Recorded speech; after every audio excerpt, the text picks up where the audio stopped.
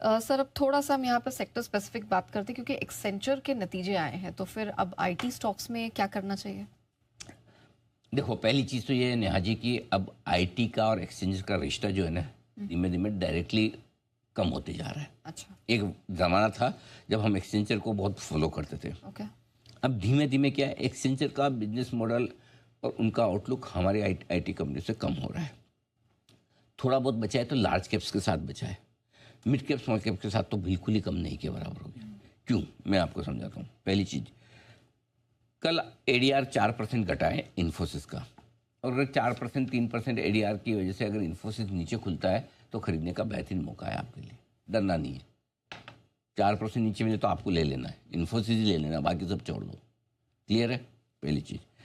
दूसरा ये कि मिड कैप आईटी कंपनियों पे फोकस कीजिए। क्यों? क्योंकि मिड कैप आईटी कंपनियों के पिछले रिजल्ट तो देखिए, और रिजल्ट के बाद जो उनकी कमेंट्री देखिए, उनमें रेवेन्यू विजिबिलिटी काफ़ी ज़्यादा। एक्सचेंजर के नतीजे ज़्यादा ख़राब नहीं थे, उनकी कमेंट्री थोड़ी सी रेवेन्यू गाइडेंस को लेकर थोड़ी सी कॉशियस थी, इस वजह से एक्सचेंजर ख़राब हुआ है। मेरा ये समझना है कि कोई mid cap IT company persistent हो गई, कोफोर्ज हो गई, मैस्टेक हो गई, केपीआईटी हो गई, इनमें कोई समस्या नहीं है। अगर आज ये नीचे मिले तो आपको खरीदना है। ओके। इन्फोसिस 4% नीचे मिले तो खरीदना है, और पैनिक में बेचना नहीं है। पहली चीज़ तो पैनिक में नहीं बेचना, और दूसरी चीज़ अगर अच्छा मिल जाए नीचे तो खरीदना है। बहुत क्लियर है, टेंशन लेने की ज़रूरत नहीं है, बात खत्म। ठीक है? ठीक है। हाँ, ये सिंपल सी। ऑलराइट, चलिए ये तो हो गया, लेकिन सर अब ये भी बता दीजिए कि जिस तरह का माहौल बना हुआ है, अगर गिरावट आती है, कुछ प्रेशर बनता है, तो क्या निवेशकों के लिए कुछ सेक्टर्स हैं ऐसे हैं जहां मौके हैं? बिल्कुल है, क्यों नहीं है। अब आज आपको कहाँ खरीदारी करना है उसका एक सिंपल फॉर्मूला देता हूँ। क्या? जो ज़्यादा गिरे खबरों की वजह से या युद्ध की वजह से, वो नहीं खरीदना है। बहुत क्लियर कर, जो जितना ज़्यादा गिरे उतना आपके मुंह में पानी आना चाहिए, बात खत्म। ओके।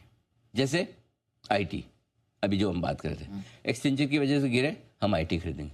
जैसे तेल कंपनियां, अब एचपीपी आईओसी सेंटिमेंट के हिसाब से खराब हो सकता है, लेकिन अगर क्रूड $80 के ऊपर, $80 का आप क्रूड का स्टॉप लॉस रख लो, $2 ऊपर का, $80 के ऊपर जाए तो हम तेल कंपनियों में से अपनी तेजी की पोजीशन कम कर लेंगे, बात खत्म।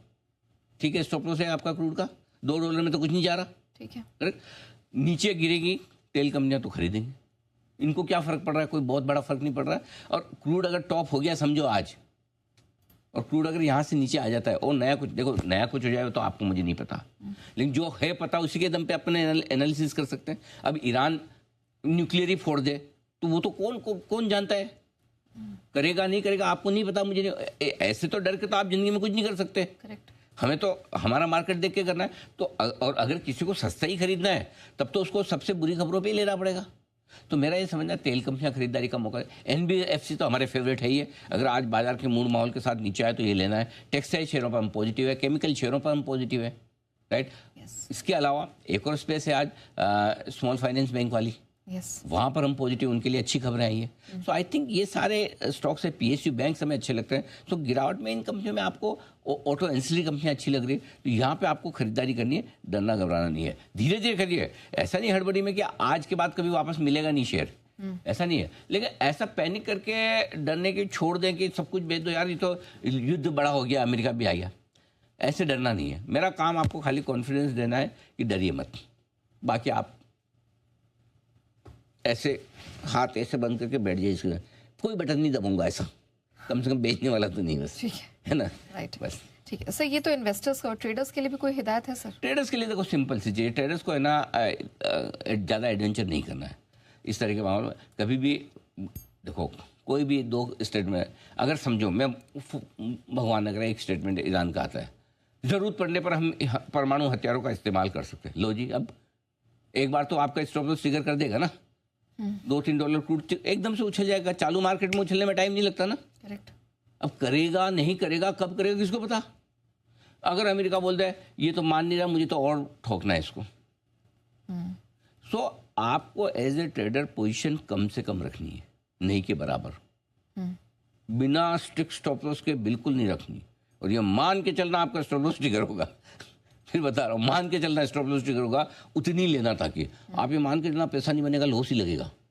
तो पहली चीज़ तो क्या होगी, आपकी अपने आप इच्छा कम हो जाएगी करने की।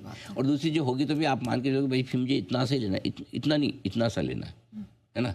तो लड्डू इतना खाता हूँ मैं, इतना ही खाऊंगा, छोटा वाला खाऊंगा, ठीक है। बूंदी का नहीं, मोतीचूर का है ना। लगे भी कि पूरा खाया लेकिन छोटा वाला खाया है, तो इसलिए कम कर लो सबसे पहली चीज़। और इंटर ओवरनाइट पोजीशन रखने का ही नहीं है ऐसे मार्केट में, ठीक है, बिल्कुल नहीं रखना, बात खत्म। Okay, done.